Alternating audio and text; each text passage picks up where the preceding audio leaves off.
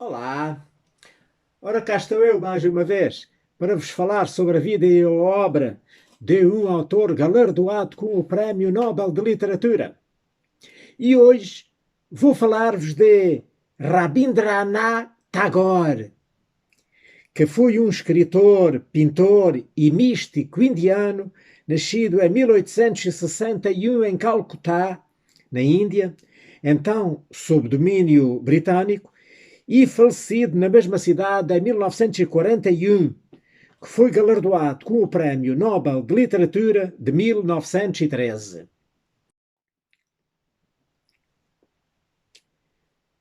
Rabindranath Tagore nasceu em Calcutá a 7 de maio de 1861, numa família de Brahmanes, a casta mais nobre da Índia, da qual saíam os intelectuais, os professores, os sacerdotes.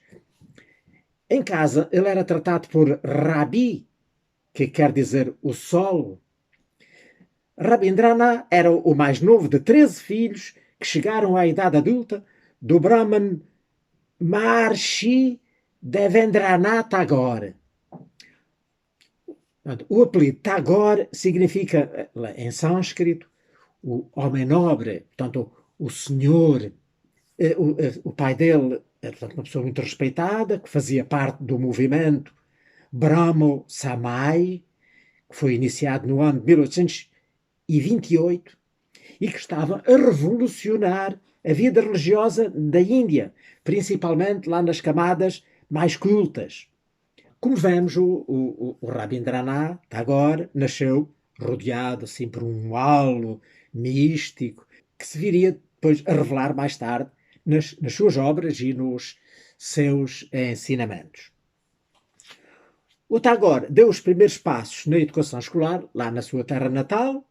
Ele era dotado assim de um espírito irrequieto e turbulento e não se conseguia adaptar muito facilmente à escola.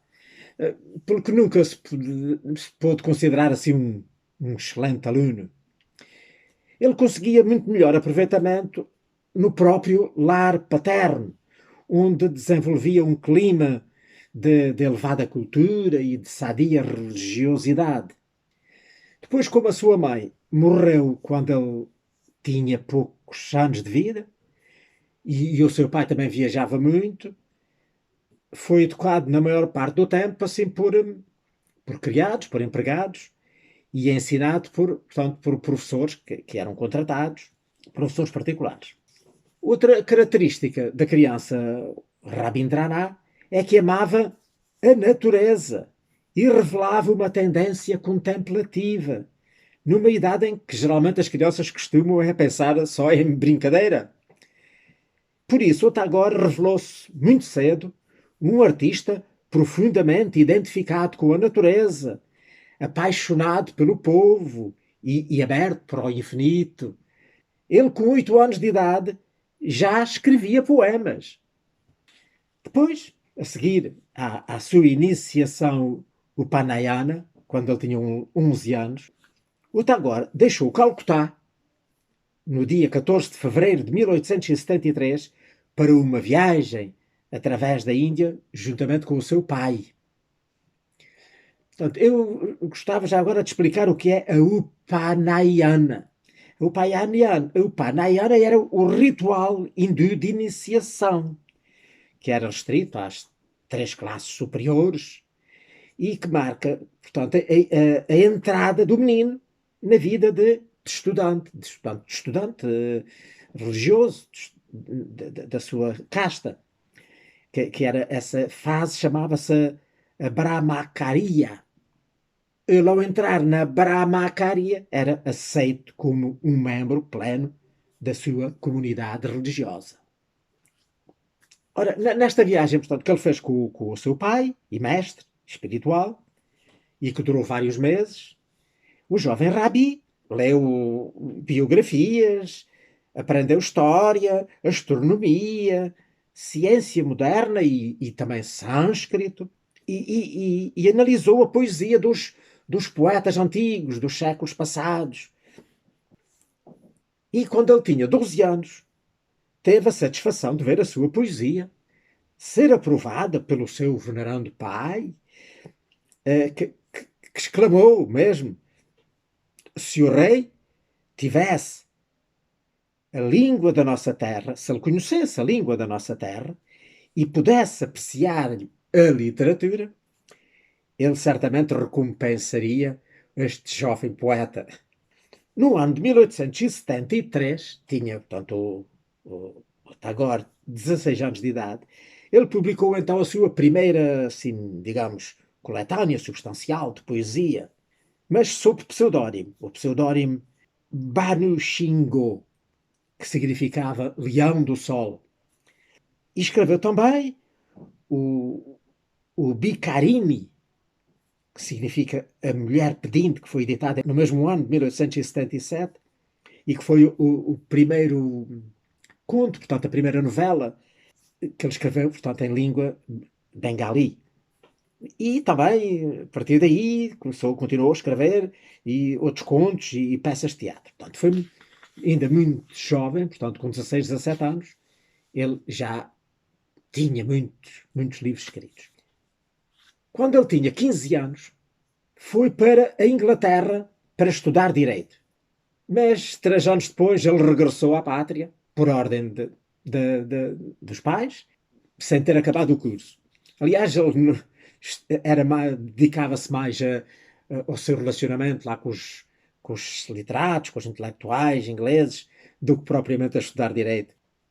E então, quando ele regressou, recebeu do pai a incumbência de administrar as propriedades da família e passou, portanto, a dedicar-se ao desenvolvimento da agricultura e também a projetos de saúde e projetos educacionais. Ele casou-se quando tinha 23 anos de idade e, nessa altura, já tinha publicado 2 livros de poesia. No ano de 1901, portanto, a seguir à viragem do século, tinha ele 40 anos de idade, mudou-se para Santiniketan, onde fundou um ashram. Portanto, um ashram é uma comunidade que é formada com o intuito de promover a evolução espiritual dos seus membros e normalmente orientada por um místico ou por um líder religioso. Então ele lá no seu ashram, ele tinha um mandir, que é portanto um templo, um local de oração, que tinha assim um piso de mármore, e tinha também lá uma escola experimental, dedicada ao ensino das culturas e das filosofias, tanto orientais como ocidentais, e também tinha bosques com árvores, jardins e uma biblioteca. E ele chamou à sua escola, em português seria a Voz Universal. Nesse local, viveu muitos anos, a sua esposa e 2 dos seus filhos morreram. Também no ano de 1905, portanto, poucos anos depois de lá estar, o seu pai morreu. Nessa altura passou então a ter mais rendimentos, passou a receber rendimentos mensais, como parte, portanto, da sua herança, e recebia também uma renda do Marajá de Tripura. E então, com estes rendimentos e também com o produto da venda de joias, de joias de família, e de um bungalow, portanto, de uma casa de praia que ele tinha à beira-mar em Puri, e também dos irrisórios royalties enfim, que as editoras lhe davam dos seus livros, ele conseguiu manter, portanto, a escola. E depois, no ano de 1921, portanto, a escola desenvolveu-se mais e veio a transformar-se na Universidade Internacional Vishna Bharati. Portanto, ele chamou-lhe a Universidade Internacional de Vishna Bharati. E ele passou a dedicar-se quase inteiramente, portanto, a maior parte do seu tempo, tanto à gestão e ao desenvolvimento da sua universidade. Então, o Tagore escreveu, portanto, além de poesia, escreveu canções, muitas canções, não só as letras, mas as músicas, portanto, também. Escreveu contos, novelas, peças de teatro, umas em prosa, outras em verso, Escreveu muitos ensaios sobre diversos temas, incluindo críticas literárias, textos bastante polémicos, narrativas de viagens, memórias e também histórias infantis. Grande parte da sua obra está escrita lá na sua língua de origem, no bengali. Ele, como poeta e romancista, como músico e como dramaturgo, reformulou a literatura e a música bengali nos finais do século XIX e princípios do século XX e é referido muitas vezes como o bardo de Bengala. As suas canções poéticas eram vistas como hinos, como canções espirituais, músicas espirituais e letras espirituais. No entanto, a sua prosa elegante e a sua poesia mágica permaneceram bastante desconhecidas fora lá de Bengala durante muitos anos. Pois, aos 60 anos, o Tagore começou a desenhar e a pintar. Ele já em novo também tinha tentado desenvolver um bocado essa arte, né? Mas achou que não era o seu dom principal e nessa altura abandonou. Mas depois, quando chegou de facto à velhice, ele voltou outra vez ao desenho e à pintura e teve muito sucesso. Foram realizadas por toda a Europa diversas exposições bastante bem-sucedidas dos seus trabalhos, que começaram por uma estreia em Paris, portanto, sob os incentivos de artistas que eu tinha conhecido lá no sul de França.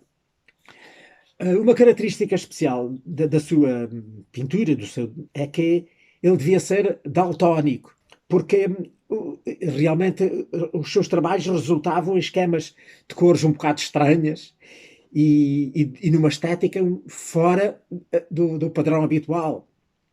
Ora, o Tagore foi a figura quase lendária mais importante da literatura bengali, foi um destacado representante da cultura hindu, e cuja influência e popularidade internacional talvez só se possa comparar com a do Gandhi, a quem chamamos o Mahatma Gandhi.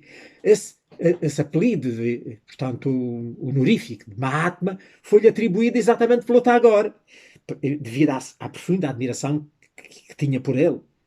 O Tagore modernizou a arte bengali, desprezando as rígidas fórmulas clássicas. Os seus romances, as suas histórias, canções, danças dramáticas e os seus ensaios falavam sobre temas políticos e pessoais. E os romances foram aclamados, sobretudo pelo seu lirismo, coloquialismo, naturalismo e contemplação. A sua obra poética compreende uma coleção de cerca de 3.000 poemas sobre temas religiosos, temas políticos e sociais. A obra em prosa é extensa, incluindo 8 romances, 50 ensaios e diversas coletâneas de contos. Como músico, ele compôs cerca de 2.000 canções, letra e música, num estilo próprio, que ficou conhecido como o Rabindra Sangita, no qual ele fundia a música clássica indiana, sobretudo a hindustani, com as tradições folclóricas de diferentes partes da Índia, e não só da Índia, mas sobretudo lá da sua zona, da sua terra natal, do Bengala. No campo da música, podemos afirmar que ele de facto foi um inovador, já que ele procurou expressar musicalmente as cores e as subtilezas da sua poesia, dos seus inspirados versos. Uma curiosidade ligada com a sua música é que ele foi talvez o único literato que escreveu os hinos nacionais de 2 países.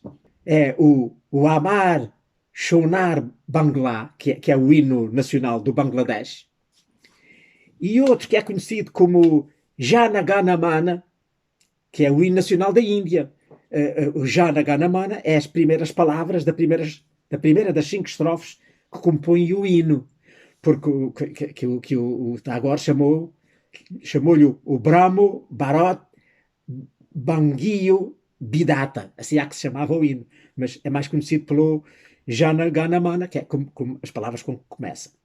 Este hino foi cantado pela primeira vez em 1911, numa sessão do Congresso Nacional Indiano em Calcutá, e depois, mais tarde, no ano de 1950, foi adotado, mais propriamente, pela Assembleia Constituinte da República da Índia, como o seu hino nacional. Também o hino nacional do Sri Lanka é muito inspirado na obra e no trabalho do Tagore. Portanto, como humanista, como universalista, como internacionalista e como um ardente antinacionalista, se puder, ainda vou falar um bocado mais disso, o Tagore denunciou o Raj britânico e advogou a independência lá da Índia, da Grã-Bretanha. Portanto, o Raj britânico, o British Raj.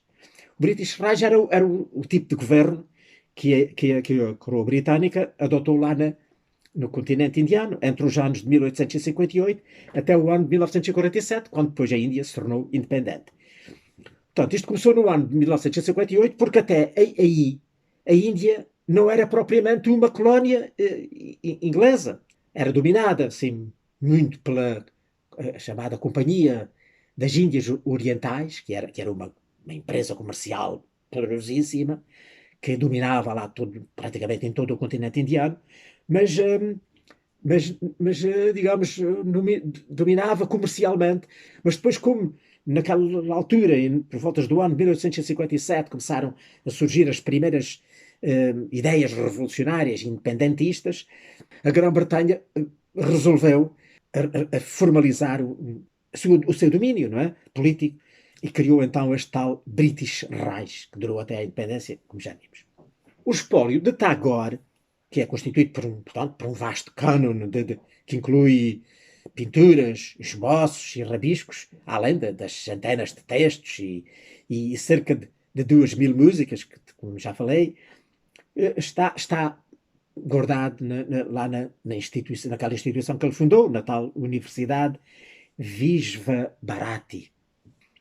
Entre as obras mais famosas do Tagore estão vários livros de poesia, como o Sandia Sanjit, que significa Canções da Tarde, que foi editado em 1882, no qual está incluído um famoso poema de nome Nariyarer Swan Nagbanga, e nem sei ler isto, que significa o vigor da cachoeira. Portanto, um outro livro de poemas, o Manasi, que foi editado em 1890, o Sonar Tori, este que significa barco dourado, que foi editado em 1894, e um outro muito famoso, que é o Balaka, que se traduziríamos por gansos selvagens, outros traduzem por os grous selvagens, que foi editado em 1916, e que é assim uma metáfora sobre a migração das almas. Mas as obras mais conhecidas do Tagore, sobretudo cá no Ocidente, são a coletânea de poemas Gitanjali, que significa Ofrendas de Música, que foi editada em 1910, e os romances Gora, que está traduzido por Inquietação, que é também de 1910, e um outro, o Garebare, que está traduzido em português por A Casa e o Mundo. Portanto, obras todas essas que eu tenho aqui. O Gitanjali, talvez o seu mais profundo e místico volume de poesia, foi inspirado pela dor imensa que provocaram em Tagore a morte da esposa e dos filhos, e daqueles dois filhos, portanto, ocorrida entre os anos de 1902 e de 1907. No ano de 1912, o Tagore, numa deslocação, portanto, para a Inglaterra, levou consigo um maço das suas obras, já traduzidas para o inglês, algumas por ele próprio e outras por outros, nomeadamente alguns seus familiares, especialmente um que traduziu muitas obras dele, que era o Surendranath Tagore, que era também um escritor, um poeta e assim. Portanto, lá na Inglaterra, ele ganhou a atenção de várias personalidades da cultura, entre os quais o poeta irlandês William Butler Yeats, Ezra Pound, o Robert Bridges, Ernest Rhys, Thomas Sturge Moore e outros. Portanto, depois o W.B. Yeats, esse viria também mais tarde a ganhar o Prémio Nobel, no ano de 1923, ficou muito, muito amigo dele e agradado da sua obra, e foi ele, inclusivamente, que escreveu o prefácio do Gitanjali, da edição, portanto, em inglês, do Gitanjali, e também de outros livros dele, que foram sendo depois sucessivamente publicados lá na Inglaterra. Portanto, mas esta obra, o Gitanjali, que eu tenho aqui, que até já vos posso mostrar, que é aqui, o Gitanjali, em versão portuguesa, que depois, se puder, já vos explico melhor sobre esta tradução maravilhosa. Portanto, este o Gitanjali, que teve uma grande repercussão, portanto, no Ocidente, a seguir a esta tradução inglesa, e foi decisiva para levar o Comitê Nobel a galardoar o Rabindranath Tagore com o Prémio Nobel de Literatura. Nesse ano de 1913, quando ele foi galardoado, os candidatos recomendados para o Prémio Nobel, todos eles do mais alto nível intelectual, eram muitos. E seria muito difícil a escolha. Até que surgiu, assim como quase por acaso, aquela delicada poesia cheia de luz e encanto, a um tempo impetuosa e serena, vigorosa na fé e profunda na sabedoria, que os conquistou, não é? Então, na tarde daquele dia 13 de outubro, o Tagore regressava de uma excursão pelos campos com os seus discípulos, quando foi abordado por um estafeta que lhe entregou um despacho urgente de Estocolmo. O mestre, distraído, colocou o telegrama no bolso e continuou a conversar com os alunos. Mas o funcionário lá do telégrafo insistiu que o telegrama, que abrisse o telegrama, porque era capaz de ser uma coisa importante, uma coisa urgente. E foi então que abriram o telegrama e se viu que tinha ganhado o Prémio Nobel. Os seus discípulos ficaram, enfim, jubilosos e emocionados, homenagearam o mestre, enfim, embaraçado na sua simplicidade, na sua humildade e, enfim, apanhado de surpresa, ele tentava explicar que a distinção não é para mim, a distinção é para a Índia. Mas realmente foi uma maravilha. O Tagore foi o segundo não europeu a ser galardoado com um prémio Nobel. E o primeiro com o de literatura. Portanto, o primeiro a ganhar o prémio Nobel foi o Theodore Roosevelt, o presidente dos Estados Unidos, o Theodore Roosevelt, mas esse ganhou o prémio Nobel da Paz no ano de 1906. O Tagore participou no movimento nacionalista indiano que viria a culminar na independência da Índia, portanto, no ano de 1947, e que ele infelizmente já não viu. Ele era muito amigo, como já vimos, do Mahatma Gandhi, que lhe chamou o sentinela da Índia. E o seu ensaio, o nacionalismo, que foi desprezado por uns e elogiado por outros, como, por exemplo, o Romain Rolland e outros pacifistas, e que eu tenho aqui, e que também já vos até, aliás, posso mostrar, que está aqui. Era um livro onde ele se insurgia nitidamente contra a ideia de nação. Porque ele achava o Tagore que é esta ideia de nações, de raças, de tribos, de países, que torna o mundo infeliz, porque provoca as guerras, e tudo deriva desta ideia de nacionalismo que devia ser extinta e desaparecer da face da Terra. O Tagore foi premiado pelo rei Jorge V de Inglaterra no ano de 1915, portanto, 2 anos depois de ele ganhar o Prémio Nobel, com o título de Cavaleiro.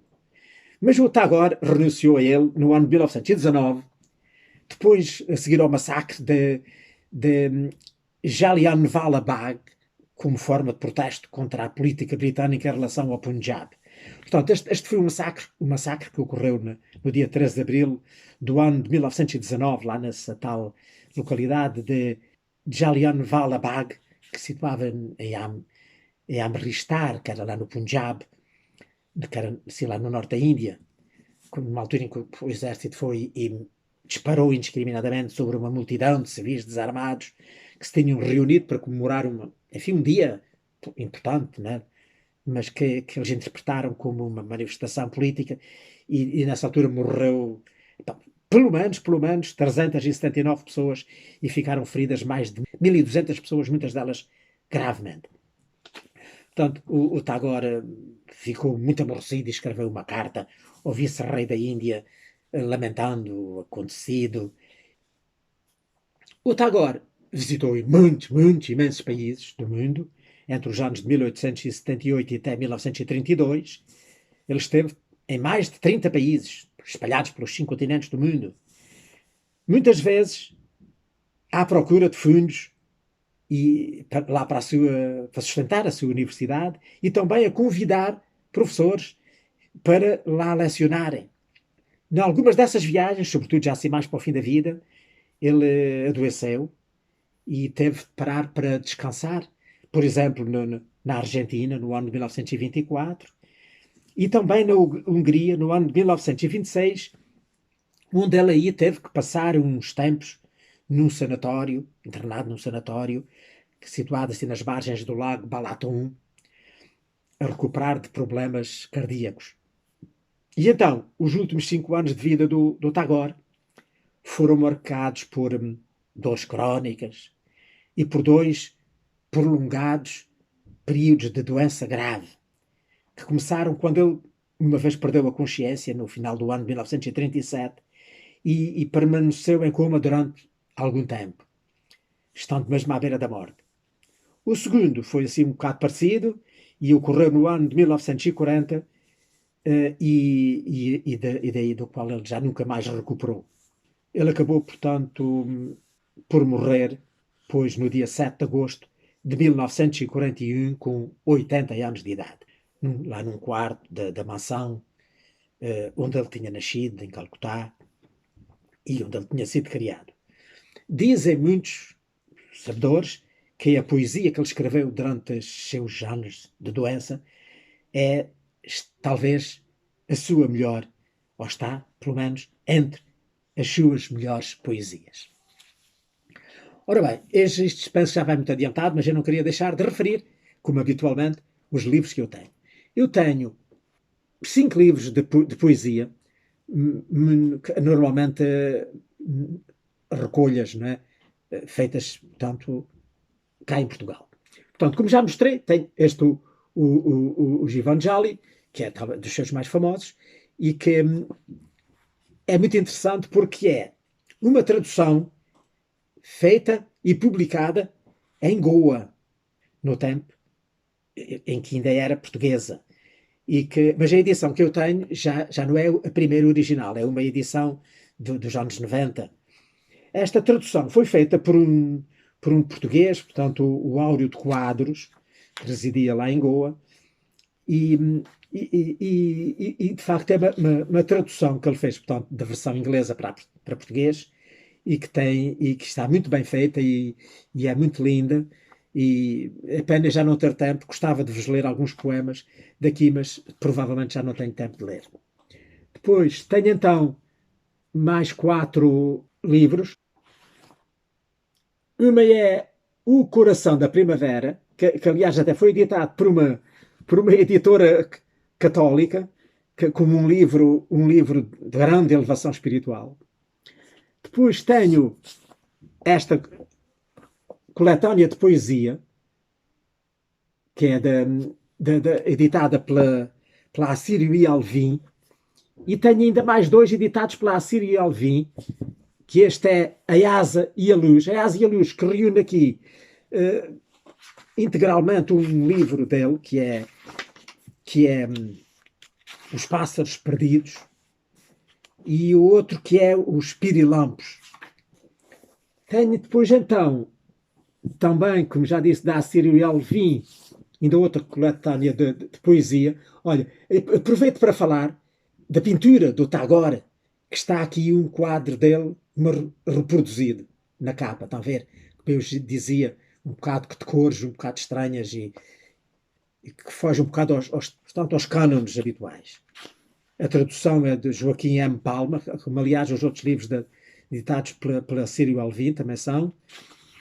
E ele aqui está integralmente publicado um livro dele, que em português seria A Lua Crescente, e depois numa segunda parte tem uma reunião de vários textos tirados de vários lados, e na terceira parte tem 5 capítulos de um dos livros dele, de memórias, dedicado ao tempo em que ele era criança, que é a My Reminiscences.